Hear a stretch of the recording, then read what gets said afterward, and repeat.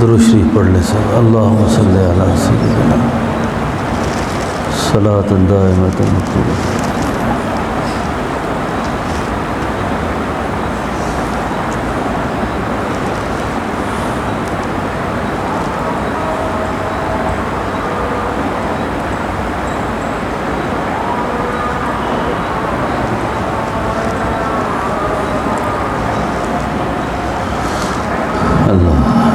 الحمد لله رب العالمين والصلاة والسلام على أشرف الأنبياء والمرسلين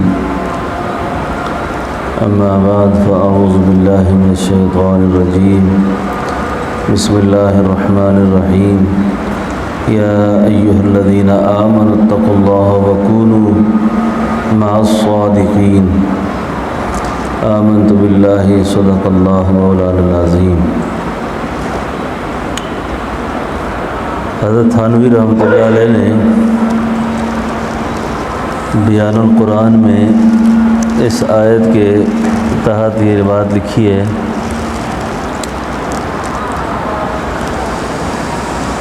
کہ یہ جو اللہ تعالیٰ نے فرمایا نا کونوا مع الصادقین، اس کا مطلب یہ ہے کہ قیامت تک اولیاء کاملین کا وجود باقی رہے گا۔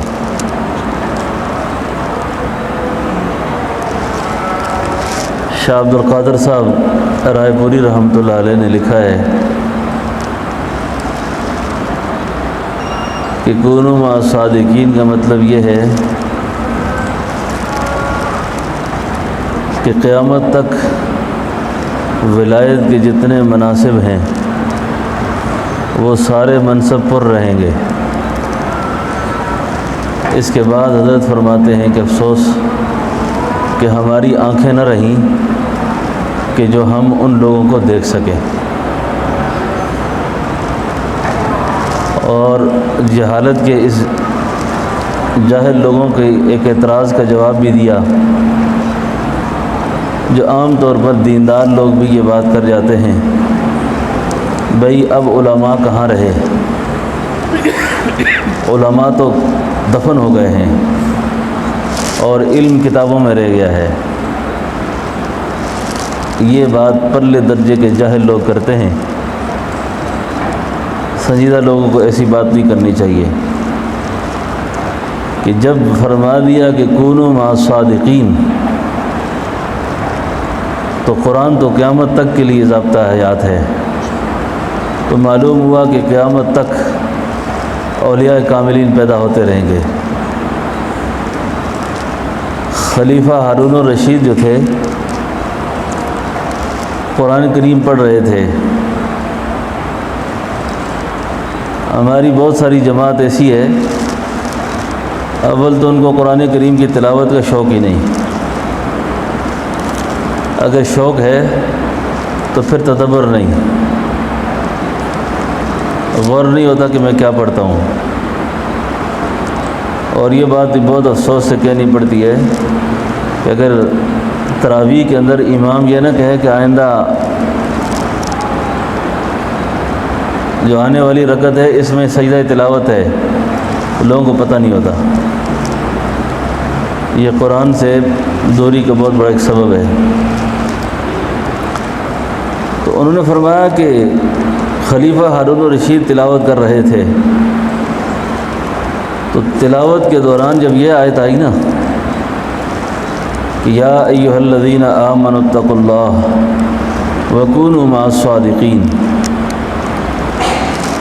تو قرآن کریم بند کیا، اپنے ایک وزیر سے کہنے لگے کہ یہ جو اللہ تعالیٰ نے فرمایا کہ کونوا مع الصادقین، تو ظاہر ہے سچے لوگ موجود ہوں گے، تبھی تو کہا ہے اللہ کے پیارے موجود ہوں گے، تبھی تو لکھا ہے اللہ نے، تو میری ملاقات کسی صاحب دل سے کراؤ۔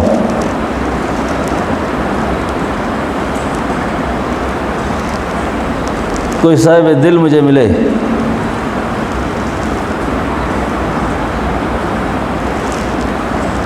گویا کسی عارف نے کہا تھا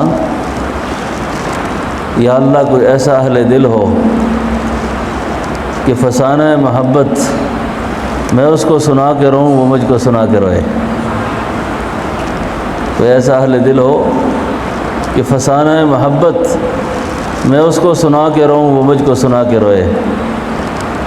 یا اللہ کوئی ایسی جگہ کہیں ہوتی، اکیلے بیٹھے رہتے، یاد ان کی دل نشیں ہوتی، کوئی ایسی شخصیت مجھے مل جائے۔ اللہ اکبر۔ وزیر نے کہا حضرت حج کا زمانہ ہے اور حرمین کے اندر بڑے بڑے اولیاء کرام آئے ہوئے ہیں، تو اگر آپ کے لیے میں ملاقات کا وقت حضرت فضیل ابن عیاض رحمۃ اللہ علیہ سے لے لوں تو کیسا ہے؟ فرمایا مجھے کسی صاحب دل کے پاس پہنچاؤ، مجھے پتہ نہیں۔ دوستو یہ بات ذہن میں رہے، یہ جو حدیث ہے نا المرء مع من احب، رسول اللہ صلی اللہ علیہ وسلم سے جب صحابی نے پوچھا تھا نا کہ حضور قیامت کب آئے گی، تو آپ نے فرمایا تھا کیا تیاری کر رکھی ہے تو نے؟ تو آقا صلی اللہ علیہ وسلم نے فرمایا اس صحابی نے کہ محبوب میں نے تیاری کوئی نہیں کی، میں محبت آپ سے کرتا ہوں، مجھے آپ سے عقیدت ہے، آپ سے میرا تعلق ہے۔ تو ظاہر بات ہے جو عقیدت اور احترام کا رشتہ رکھتا ہے، ایسا تو نہیں ہوتا کہ اللہ والوں سے محبت ہو اور اللہ والوں کے چال اختیار نہ کرے، نبی سے محبت ہو نبی کے اتباع نہ کرے۔ ایسا ہو سکتا ہے؟ محبت کی کیا علامت ہوتی ہے؟ علامات محبت میں یہ بات شامل ہوتی ہے کہ جس سے انسان کو محبت ہوتی ہے اس کے چال ڈال کو اختیار کرنا وہ اپنے لیے فخر سمجھتا ہے، اعزاز سمجھتا ہے۔ اللہ اکبر۔ فضیل ابن عیاض رحمۃ اللہ علیہ سے ملاقات ہوتی ہے۔ جب حضرت فضیل ابن عیاض سے ملاقات ہوئی، آج اس وقت ماحول جس میں ہمارا واسطہ ہے نا، یہ چیزیں ہمارے لیے ناشنا اس لیے ہو گئی ہیں کہ ان کی تدریس نہیں ہوئی، اس کی تعلیم نہیں ہوئی، اور ہم نے اس شعبے کو غیروں کے حوالے کیا، ان کے حوالے کیا جنہوں نے اس کی سنت کی جگہ بدعت کو لے آئے، توحید کی جگہ شرک کو لے آئے۔ ورنہ یہ ساری چیزیں رسول اللہ صلی اللہ علیہ وسلم کی مبارک زندگی سے ثابت ہیں۔ یہ لوگ پوچھتے ہیں نا توجہ توجہ توجہ کیا ہوتی ہے؟ توجہ یہ ہوتی ہے کہ جس طرح وہ نوجوان آیا تھا حضور کی خدمت میں، جس نے اپنے باطنی خیالات بیان کیے کہ میرا منہ کالا کرنے کا دل ہے، اور جس خاتون کے بارے میں اس نے ذکر کیا تھا تو اللہ کے رسول صلی اللہ علیہ وسلم نے سارے محرم رشتے بیان کیے تھے۔ حضور طبیب امت تھے نا، بہت بڑی انسان تھے، اللہ کے بعد سب سے بڑی شخصیت۔ ہم سے اگر کوئی آج ایسی بات کرے نا تو ہم اس کو کہتا ہو جائے اتنا بڑا گناہ گار ہے، یہ میرے سامنے ایسی باتیں کرتا ہے۔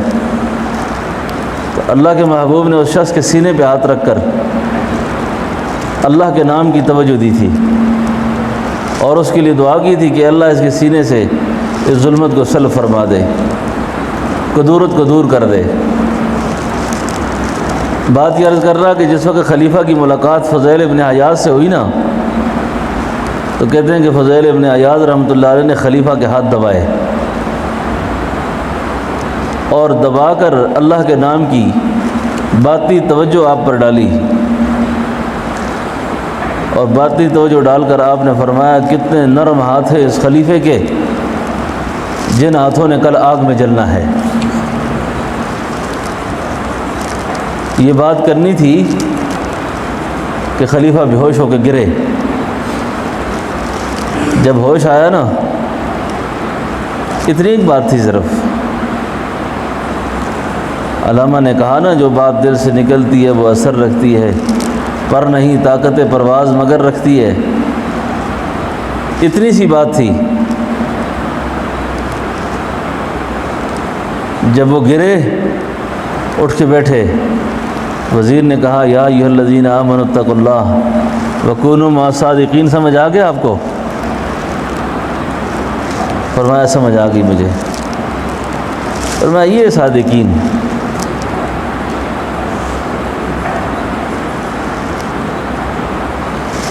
اہل اللہ کے پاس بیٹھنے سے خشیت پیدا ہو جائے، تعلق مع اللہ نصیب ہو، اللہ کا قرب نصیب ہو، اپنی مجلس کو، اپنے تعلق کو نیک لوگوں سے رکھنا چاہیے، اپنی مجلس کو بدبودار نہیں کرنا چاہیے، اور فساق اور بے دین لوگوں سے صرف رسمی تعلق رکھے، واجب تعلق رکھے۔ اللہ اکبر۔ آج ہی مجھے ایک مضمون دل پہ آیا تھا اسی حوالے سے، یہ جو تربیت اور اصلاح کا جو رشتہ اور تعلق ہے نا، یہ بڑا عجیب ہے اور بڑی عقیدت مانگتا ہے، بڑی محبت مانگتا ہے۔ یہ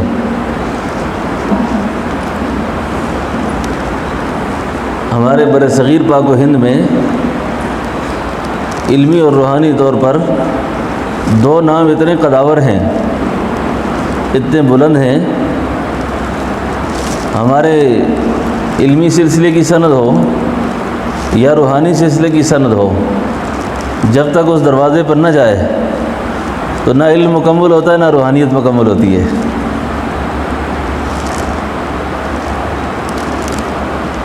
ان میں سے ایک ہیں سید الطائفہ حضرت حاجی امداد اللہ مہاجر مکی۔ ہمارے تمام اکابر کی روحانی سند تکمیل کو نہیں پہنچتی کہ جب تک آپ کی بارگاہ میں حاضری نہ کرے۔ اور حضرت گنگوہی کی علمی شان تمام علماء اپنی جب سند بیان کرتے ہیں تو ان کا نام لے کے گزرتے ہیں، تفسیر ہو کہ حدیث ہو، اور پھر اس اپنی سند پر اعزاز اور فخر محسوس کرتے ہیں کہ ہمارا نام ان کے خوشچینوں میں آتا ہے۔ یہ جو تھے نا حاجی صاحب، یہ امی بزرگ تھے۔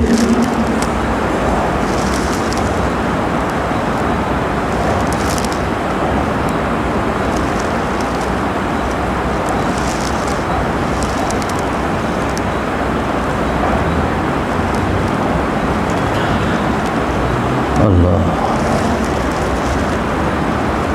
تو حضرت گنگوہی ان سے بیعت ہوئے۔ حضرت گنگوہی رحمۃ اللہ علیہ نے آپ سے تعلق رکھا۔ جب یہ 1857 کی جنگ آزادی ہوئی، معرکہ شاملی، یہ ایک بڑا مبارک جہاد تھا، کہتے ہیں صحابہ کے جہاد کے بعد بہت بڑا مبارک جہاد معرکہ شاملی والا تھا، جس کے بڑے عجیب عجیب کمانڈر اور عجیب عجیب مجاہدین تھے۔ یہ جہاد کا شوق جذبہ بھی رکھنا چاہیے تھا۔ یہ جہاد کی تدریس آج کل کوئی ختم ہوتی جا رہی ہے۔ جہاد کا نام آج کو بولے نا تو ایسے کوئی دنیا کفر نے محنت کی ہے نا کہ دہشت گردی کا سوال پہ تصور پیدا ہو جاتا ہے۔ ہمارے اکابر سب کے سب مجاہد تھے۔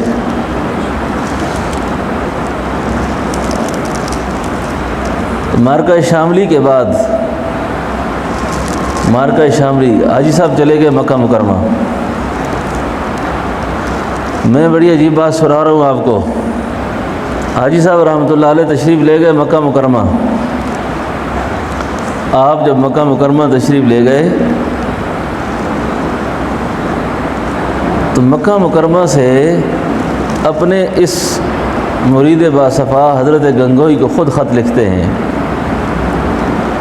اور خط میں لکھتے ہیں کہ بڑا عرصہ ہو گیا تیری طرف سے کوئی خط نہیں آیا، کوئی پیغام نہیں آیا کہ تمہارے حالات کیا ہیں۔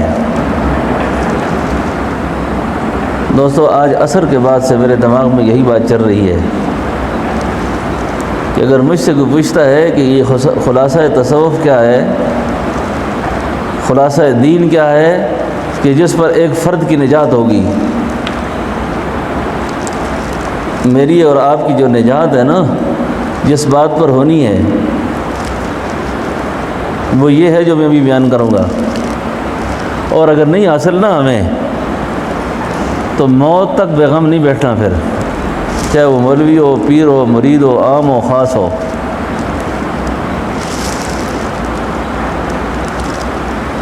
بولو میرے صاحب سمجھ آ رہی ہے؟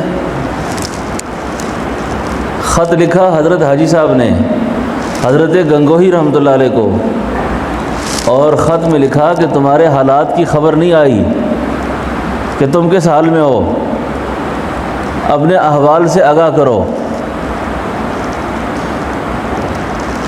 اب یہ بات سننے والی ہے، اللہ اکبر، اب یہ باتیں سننے والی ہیں۔ عورتیں جو سن رہی ہیں وہ بھی ان تین باتوں کو پلے میں باندھیں۔ اگر یہ تین چیزیں مجھے نصیب ہیں تو اللہ کا شکر، نصیب نہیں ہیں تو میں ان کے حصول کے لیے زندگی کے آخری سانس تک کوشش جاری رکھوں، کوشش جاری رکھوں، اور یہ نہ ہو کہ میں ہاتھ پہ ہاتھ رکھ کے بیٹھ جاؤں، کوشش بھی نہ کروں اور اچھے نتیجے کی امید رکھوں، یہ تو نہیں ہو سکتا۔ پھر اب کوشش جاری ہے جی۔ حاجی صاحب کو خط آیا جوابی، مولوی صابر صاحب یاد رکھیں اس بات کو، بیان بھی کرنی ہے یہ بات۔ خط آیا کہ حضرت اپنے حالات ہی کیا ہیں کہ جو لکھ کے عرض کروں۔ پہلی بات یہ عرض کی کہ اپنے حالات ہی کیا ہیں جو لکھ کر عرض کروں۔ لیکن حضرت ایک بات یہ ہے کہ جب سے میں آپ سے بیعت ہوا، جب سے میں نے آپ سے تعلق رکھا، اس کے بعد اللہ پاک نے مجھے تین چیزیں نصیب فرمائیں۔ کتنی چیزیں نصیب فرمائیں؟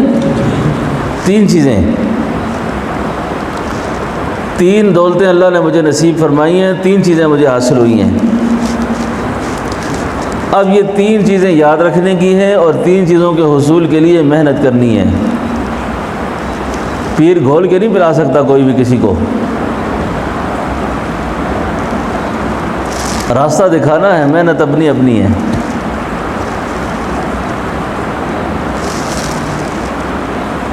تین چیزیں فرمایا حضرت، ایک تو اللہ پاک نے فضل یہ فرمائے کہ شریعت میری طبیعت بن گئی ہے، شریعت طبیعت بن گئی ہے۔ یوں فرمایا امور شرعیہ امور طبیعہ ہو گئے ہیں۔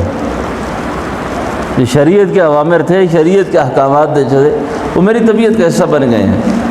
یعنی اللہ رب العالمین کے کسی حکم کے سامنے کبھی میں نے تعویل کی کوشش نہیں کی، اللہ کے کسی حکم کے سامنے تعویل کی، اب میری طبیعت میں آ گیا ہے۔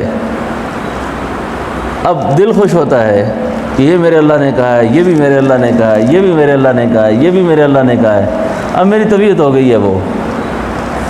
اور دوستو یہ اتنا مشکل مقام ہے یہ والا، جس کے لیے اللہ آسان کر دے۔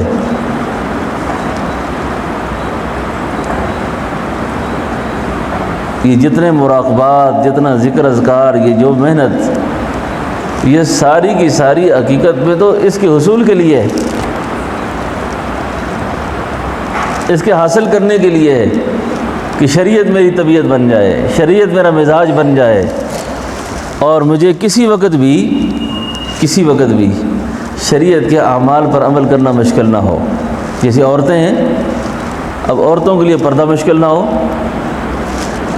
مردوں کے لیے آنکھوں کا بچانا مشکل نہ ہو، غیبت سے بچنا مشکل نہ ہو، غیبت سننے سے بچنا مشکل نہ ہو، نماز پڑھنی مشکل نہ ہو، یعنی جتنے بھی اللہ کے احکامات ہیں ان احکامات کی اپنے اپنے وقت پر بجا آوری یہ میرے مزاج میں آ جائے۔ یہ نہیں کہ حال تھوڑا سا ادھر ادھر ہوا، پردہ رخصت ہو گیا، حالات ادھر ادھر ہوئے، نظر کی حفاظت چلی گئی، سفر حضر پیش آیا، نماز چلی گئی، یعنی شریعت طبیعت بن گئی ہے۔ اس وقت میرے اللہ کی کیا چاہت ہے، میرے اللہ کیا چاہ رہے ہیں اس وقت، اب شریعت طبیعت بن گئی۔ اللہ اکبر، شریعت میری طبیعت بن گئی ہے۔ اور یہ جو بات میں عرض کر رہا ہوں نا، یہ تو زبان قال سے ہو رہی ہے۔ اللہ رب العالمین سے تنہائیوں میں بیٹھ کر اس بات کی التجا کرنا کہ یا اللہ میں نفس شیطان کے ہاتھوں بہت ذلیل ہو گیا ہوں، میں خواہشات کے ہاتھوں بہت خوار ہو چکا ہوں، اے اللہ موت سے پہلے پہلے یہ سبق میرا پکا کر دے کہ تو رہے باقی کچھ بھی نہ ہو، بس تو باقی رہ جائے اور باقی سب کچھ رخصت ہو جائے۔ تیرے باقی رہنے کا مطلب یہ ہے کہ اللہ کا حکم میرے سر آنکھوں پر، سر آنکھوں پر، بس میرے اللہ کی چاہت یہ ہے، میرے اللہ کی مرضی یہ ہے، میرے اللہ یہ چاہ رہے ہیں، اسی میں اپنے اخلاق کا درست کرنا، اسی میں اپنے کردار کا درست کرنا، اسی میں معاملات کا درست کرنا، اپنی معاشرت کو، اپنی معیشت کو، جتنی بھی چیزیں آتی ہیں وہ اس میں آ جاتی ہیں کہ شریعت کا طبیعت بن جانا، انانیت ختم ہو جائے، انانیت ختم ہو جائے، ضد ختم ہو جائے، بخل ختم ہو جائے، بغض ختم ہو جائے، کسی مسلمان کے بارے میں ہمارے وہم و خیال میں بھی نفرت کا بازار گرم نہ ہو۔ میں مسلمان ہوں، مجھے ان چیزوں سے کیا غرض ہے؟ اپنے معاملات کو اللہ کے سپرد کرنے کا جذبہ، اپنے احوال کو اللہ کے سپرد کرنے کا جذبہ، اور جو لوگ اپنے احوال، معاملات، یہ ساری چیزیں اللہ کے سپرد کرتے ہیں پھر اللہ ان کے ہو جاتے ہیں۔ ایک بات ذہن میں رہے گی نا، فرمایا حضرت آپ کے پاس آنے کے بعد جو چیزیں مجھے نصیب رہیں ان میں ایک چیز یہ ہے کہ شریعت میری طبیعت بن گئی ہے، شریعت میری طبیعت بن گئی ہے۔ اللہ اکبر، شریعت میری طبیعت بن گئی ہے، شریعت میری طبیعت بن گئی ہے۔ تو دوستو اس کا بہت زیادہ خیال رکھنا چاہیے، شریعت کو اپنی انا کی بھیٹ نہیں چڑھانا چاہیے، شریعت کو شریعت کے مسئلے نہ ضد کی بنیاد پر بیان کرنے چاہیے، نہ ضد کی بنیاد پہ عمل کرنے چاہیے، شریعت کو طبیعت بنانا چاہیے۔ میرے اللہ کی مرضی یہ ہے اور مجھے اللہ پاک نے فطرتاً اسلام پر پیدا کیا ہے اور میں فطرتاً اسلام پہ رہنا چاہتا ہوں۔ کوئی مسئلہ دنیا آخرت کا ایسا نہیں جس مسئلے کا حل اللہ رب العالمین نے پیش نہ کیا ہو، اور نبی کریم صلی اللہ علیہ وسلم نے اپنی مبارک تعلیمات سے امت کو اس سے آگاہ نہ فرمایا ہو۔ ایک بات یاد رہ گئی نا، فرمایا حضرت شریعت میری طبیعت بن گئی ہے۔ اور دوسری بات سنیں، یہ دوسری بات خاص طور پر اہل علم کے لیے ہے۔ یہ دنیا میں جتنے فتنے پیدا ہوتے ہیں نا، یہ جاہلوں سے نہیں ہوتے، فتنے پیدا ہوتے ہیں اہل علم سے۔ جو تھوڑا بہت جانتے ہیں نا ان سے فتنے سرزد پیدا ہونا شروع ہو جاتے ہیں۔ کیوں؟ ان کے عقلیات پر ان کا زور زیادہ ہوتا ہے، عقل پر۔ اور حضرت شیخ کبیر احمد رفاعی ایک بہت بڑے شیخ گزرا ہے، بہت بڑے آدمی گزرے ہیں، شیخ کبیر احمد رفاعی رحمۃ اللہ علیہ۔ ایک مسئلے کا حل بھی ساتھ عرض کر دوں، یہ آج کل سوشل میڈیا پر ان کی ایک بحث چل رہی ہے نا کہ جی شیخ کبیر احمد رفاعی رحمۃ اللہ علیہ گئے روضہ رسول پر اور آپ نے صلاۃ والسلام پیش کیا اور آپ کے مبارک ہاتھ ظاہر ہوئے۔ ہاں، اب یہ بات چڑھ گئی واعظوں اور خطیبوں کے ہاتھ، انہوں نے جناب کفر کے فتوے داغنا شروع کر دیے اس پر۔ تو مجھ سے ایک آدمی نے پوچھا کہ شیخ کبیر احمد رفاعی کا ذکر، یہ واقعہ کیسا ہے، یہ واقعہ کیسا ہے؟ اتنے بڑے جھگڑے کا میں آپ کو آسان سال بتا رہا ہوں۔ تو میں نے کہا ایک ہے اللہ کی قدرت، ایک ہے اللہ کا قانون، ایک ہے اللہ کی قدرت، ایک اللہ کا قانون۔ اگر اللہ اپنی قدرت سے اپنے پیارے محبوب کے ہاتھ ظاہر فرما دے تو مجھے آپ کو کیا تکلیف ہے؟ تکلیف ہے؟ شیخ کبیر احمد رفاعی کو اگر اللہ کے محبوب نے مصافحہ فرمایا آپ سے تو ہمیں کوئی تکلیف کی بات ہے؟ یہ کوئی عقیدہ تو بیان نہیں کیا انہوں نے، ایک واقعہ، ایک کرامت ہے، اور کرامات کا ظہور ہو سکتا ہے۔ بات سمجھے نا؟ یہ اتنے لمبے چوڑے جھگڑے کا آسان حال ہے۔ اچھا، ایسے درمیان میں شیخ کبیر احمد رفاعی کا ذکر آ گیا کہ رسول اللہ صلی اللہ علیہ وسلم کے روضے پر آپ نے سلام پیش کیا تو آپ کے ہاتھ مبارک ظاہر ہوئے اور آپ فرماتے ہیں کہ میں نے آپ سے مصافحہ کیا، ٹھیک ہے۔ اب یہ چڑھ گئی بات اہل عقل کے آگے، تو وہ تو بال کی کھال اتارتے ہیں پھر، او یہ جس نے بیان کیا وہ بھی کافر، جو سن رہا ہے وہ بھی کافر، جو بول رہا ہے وہ بھی کافر۔ اور بھائی یہ تو کفر و اسلام کی بات ہی نہیں ہے۔ اللہ رب العالمین اپنے فضل و کرم سے اگر کسی اپنے بندے پر یہ مہربانی فرما دیں تو کیا اس میں حرج ہے؟ اللہ سے کوئی بعید ہے؟ انہوں نے یہ تو نہیں کہا کہ میں نے ایسے کیا ہے، ہاں؟ اللہ اپنی قدرت سے ایسا ظاہر کر دیں تو کوئی بعید نہیں ہے۔ اور اس بات کو اللہ کی قدرت کہا جاتا ہے، اللہ کا قانون یہ نہیں ہے، ضابطہ قاعدہ یہ نہیں ہے، ضابطہ قاعدہ نہیں ہے، قدرت اللہ کی، جی قدرت اللہ کی۔